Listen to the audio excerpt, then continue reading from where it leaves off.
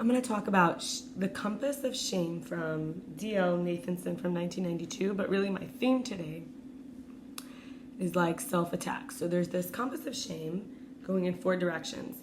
There's isolating, running, and hiding, which is all parts of withdrawing. Then there's attacking others, which is blaming the victim, lashing out verbally or physically, and like turning the tables on them. You always do it, it's all about you, right? Then there's denial, which is avoidance, distraction. Distraction could be thrill-seeking, just anything to get your mind off it. Games, right? Abusing, which could be drugs, alcohol, or even using people as drugs or alcohol. And then self-attack, which is masochism and self-put-down. Fasting and feasting, I'm going to go a little deeper into self-attack by ways of how people use food. So we need to be affirmed by that we're a child of God, which is life, right? That we're part of this portion of life, because the food has the life, but it's not, we measure the calories and so on, but really there's more. We're fed by God, we're assimilating food in divine order and manifesting bodily symmetry and perfection. That's ideal. Take in energy, right, for perfection, because God loves us, because we're here to get enough, and we're assimilating this food. And then fasting and feasting doesn't develop, the faculties. When we eat too much or too little, our spiritual and intellectual faculties do not develop, and we actually dishonor God when we fear food, because it's a gift of God's love, God's care, God's substance. So I'm going to give an example here. When we look at the number of calories per day necessary to lose weight, so if you're 110 pounds, I'm going to use female here because I'm female. So 110 pounds, you need to maintain 1,700 calories, and then if you want to lose a pound a week, you have to go to 1,200. If you want to lose 2 pounds a week, it's 700. Let's say you're 140 pounds. If you want to maintain your weight, you got to eat 2,000 calories per day.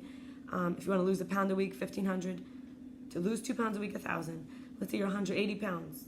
You have to lose. You want to maintain is 2,500. 2,000 to lose a pound a week, and 1,500 to lose 2 pounds a week. If you're 200 pounds and you're a woman, then if you want to maintain that weight, it's 2,700 calories a day. If you want to lose a pound a week, it's 2,200. If you want to lose 2 pounds a week, it's 1,700. So what happens when we self-attack? It could be feeling suicidal. So in mental health first aid, I took a certification years ago. It was very interesting, but they say this is what suicide is. It's hopelessness. It's looking for ways to kill self. It's seeking access to means. It's threatening to hurt oneself, kill oneself. It's rage, anger, seeking revenge. It's talking and writing and posting on social media thoughts about death or dying or suicide. It's increasing alcohol or drug use. It's withdrawing from family and friends and society. It's dramatic changes in mood, acting recklessly or engaging in risky activities. It's seemingly without thinking, no reason for living, no sense of purpose, anxiety, agitation, unable to sleep or sleeping all the time. And then there's self-injury, right? So this is where attention needers, not necessarily seekers. So in this case, we'd say escaping from unbearable anguish, changing the behaviors of others, escaping from a situation or pressure, showing desperation to others, getting back at other people or making them feel guilty. And that could be anything like sabotaging a relationship. This could be picking or pinching oneself, overdosing, staying with people who mistreat us, too much exercise, mixing alcohol and drugs. And now I'm going to finish with saying, what is self-care here? Fundamental of self-care is by Dr. Douglas N. Graham. And I'm going to pause for a second and say, when I was in microbiology class at BMCC, we learned about the compounds produced by mouth bacteria.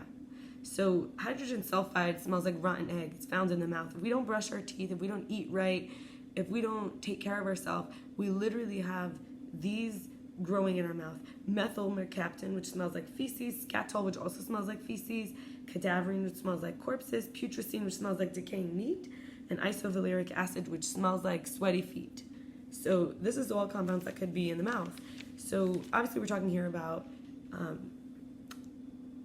in shame, we almost want to be dirty, stinky, we don't brush our teeth, we don't get out of bed, right?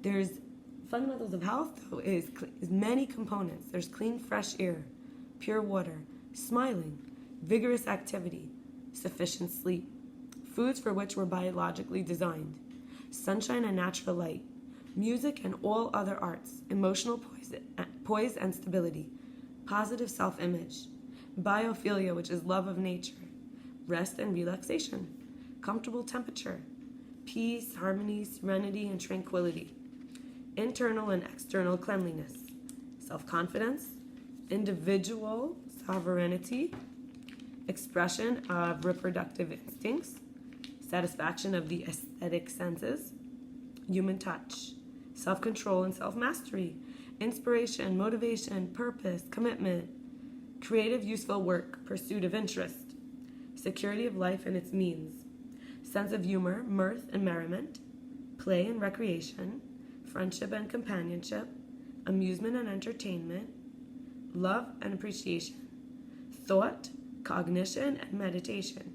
And then gregariousness, which is social relationships, community. And I'm going to finish with talking about Pisces. I found a lot of this while doing some research on the internet, and the reason I'm doing this is because Pisces is ruled by Neptune, which entered in 2011, and it's like a drifting energy, a 14-year cycle until 2026. So this drifting energy can cause us to feel ashamed, suicidal, self-sabotaging, injuring ourselves, right? We may forget our fundamentals of health. We may have bacteria growing even in our mouth.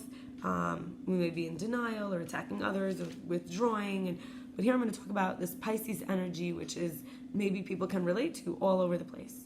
So first of all, don't take love for granted. Their own value is how they value. I'm a Pisces, so I'll speak like about us. And everyone can probably relate because Neptune's all over the place now for all of us. So our own value is don't take my love for granted, but also I don't take it's the expectation of others. Like I don't take love for granted. In love, there's a submission, an alluring, compassionate mysteriousness in the eyes, wanting to give and receive the type of love as deep as the ocean, a sensitive soul hidden under the barrier of thin walls, gets taken advantage of, takes time in love, and dreams of the future, fulfills lovers' needs even before the self, the own needs, loyal during rough times, caresses and makes soul happy, gets angry often, very sensitive, and will be most vulnerable with the lover and won't judge if partner does the same. Likes romance, nature, poetry, mystical settings, freedom, privacy, being loved and wanted, and ambient music. Dislikes noise, crowds, authority, ugliness, being reminded, tight spaces, and revealing private life. Feels a lie coming before you even decide what your lie is going to be, and can dig up what others didn't even know was hidden. Some traits are shy, romantic, trustworthy, creative, unrealistic, and impractical. In a talkative mood, a Pisces can switch subject to subject in a confusing way, and they need constant reassurance in relationships. Feeling, giving love, music, all forms of romance, knowing what's going on, and being understood is all good, but hates broken promises or unkept promises. And there's something interesting here, which is like the Pisces is two fish, which are like two eyes, which can look in two different directions. And there's an element of that, of like being here and there at the same time. And finally, there's a low level of effort in choosing clothes, a passive rejection of societal pressure to be classified into a subcultural subgenre at a first glance, but really it's about being lazy about appearance. So I just wanted to finish with that because some of the other stuff was a little heavy. I hope you found this interesting. I look forward to similar topics tomorrow. Be well. Thank you for spending time with me.